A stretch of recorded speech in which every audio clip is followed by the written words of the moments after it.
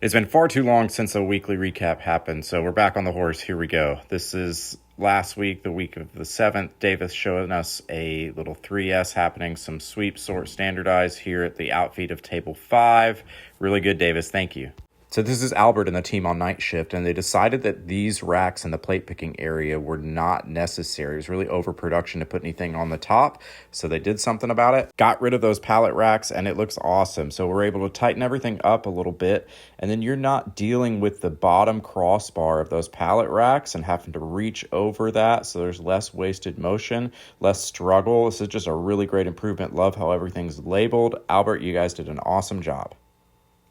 2x4 plates are a super commonly used item, so we just open a box right there for the guys at the table, but they figured out that there was wasted motion in sorting through the mess of that box. The team built these little trays, and what makes it easy is you can see how many you're grabbing. Do you need to grab 2? Do you need to grab 6? Rather than fumbling through the mess where they're all just kind of stacked on top of each other in chaos, with them stacked neatly, it speeds the builders up. There's less wasted motion and less struggle. Really cool improvement. And Corey with an amazing improvement in panels. So we save all of the crossouts from the material that we use in the plant to go to the lumber yards. Crossouts are a hot commodity on lumber yards, as everybody knows.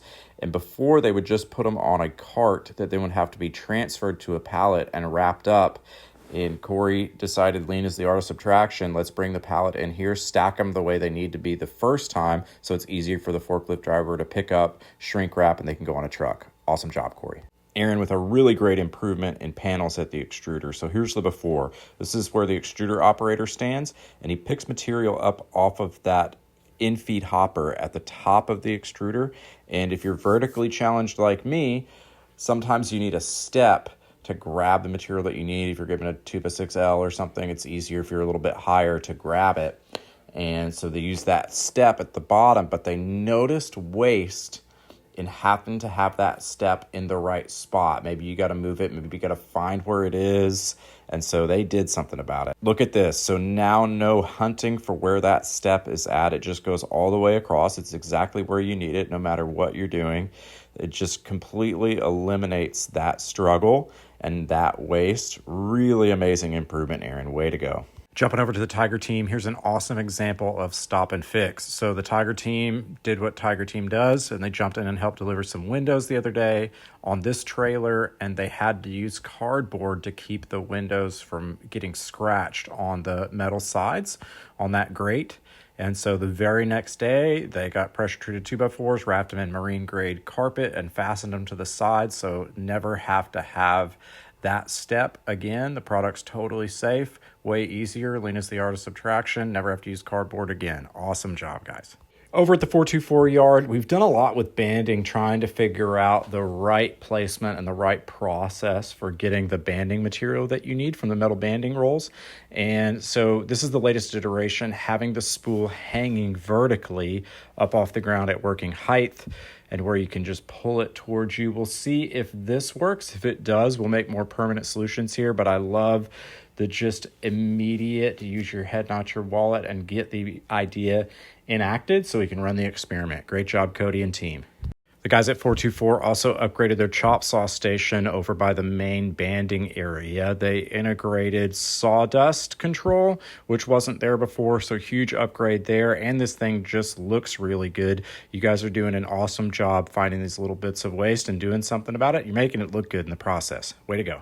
And one more run the experiment here at 424. So this comes out of Fix What Bugs You. So if anybody's ever tried to carry house wrap all the way across the yard on their forks, it's round, it's slippery, it has the tendency to roll off the forks. Even if you're pretty careful, it can be difficult to manage. And so the guys are experimenting with these little troughs on the side to sit it in, so you never have the defect of that house wrap falling off your forks on the way to deliver it to a customer. And the skills matrix is up at 424.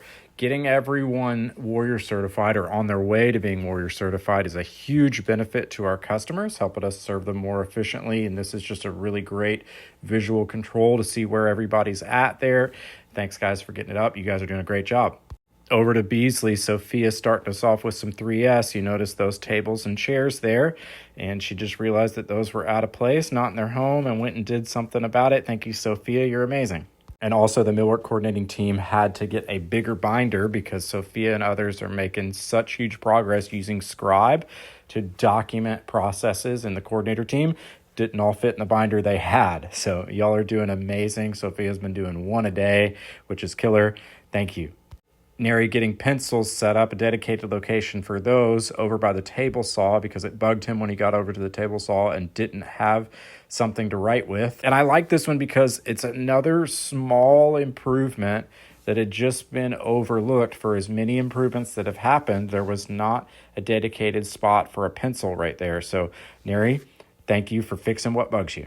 And Corey here is trying to one-up his partner in crime. So the table saw does have a tape on it built into the saw, but if you need to double check anything or need to make a different type of measurement, you've got a tape measure there right when you need it. Way to go, Corey. So new process for us is bending our own metal sill pans. That was a quality play that we decided that we needed and the team has executed on. So we bend the pans with this metal bender. But that was a struggle. You had to get multiple people involved to hold it down because of the gauge steel that we're bending. And Juan came in like he does and just makes things easier. He fastened this bender to this table, so you no longer need people on both ends. It operates easily. Way to go, Juan. You're amazing. Another one from Juan. So this tilt table on the exterior line, for some reason, was installed a little bit too tall. So when you would be sliding a door over to it, a completed unit, you'd have to pick up on it a little bit, which is a safety issue and just annoying. And so Juan lowered that table so everything slides like it's supposed to, smoothly straight across, no longer having that struggle. And he ground off the bolts that were on those legs. They were kind of a tripping hazard where they were, and took it upon himself while he was there to make that safety improvement as well, eliminate that tripping hazard. So again, Juan, amazing job. One of the things that ops at Beasley is doing probably better than anybody is once they get a process lined out, flowed out, and documented, they're actually reviewing those processes. So that was the old book. This is the new book. It's in color, and they have sign-off. So they review a process every week, and they get the entire team to sign off and agree that, yes, they like the way the process is written. If they don't, if something needs to be edited, they make those notes and edit it right on the spot and get it printed back up in the current form. Then everybody signs off that they reviewed the process and that they like the process. So really, really cool improvement from Michael. And I love the fact that y'all are training to the process. It's amazing. Way to hold the standard. A couple really big Kanban wins. So Greg O'Shea has been our champion for Kanban, that very necessary system that keeps us from running out of things, makes it super easy to manage inventory. He's been a champion of that for us, and Heather Anderson has been his partner in crime. This is the cleaning supply closets at Beasley, all Kanban out, so it's super easy. That he's also done it in the truss plant with all of our books and learning material so that we never run out of anything. It's just easy to scan the QR code, submit for reorder before you are out so that we never run out of anything. Love this, Greg. Thank you, thank you, thank you.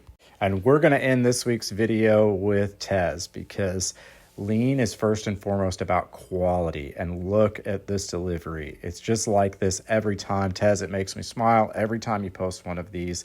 That is quality if I've ever seen it, and if you think our customers don't notice, you'd be wrong. This is just a really good visual example of the way we should do everything, committed to pursuing excellence and doing a quality job for our teammates and our customers.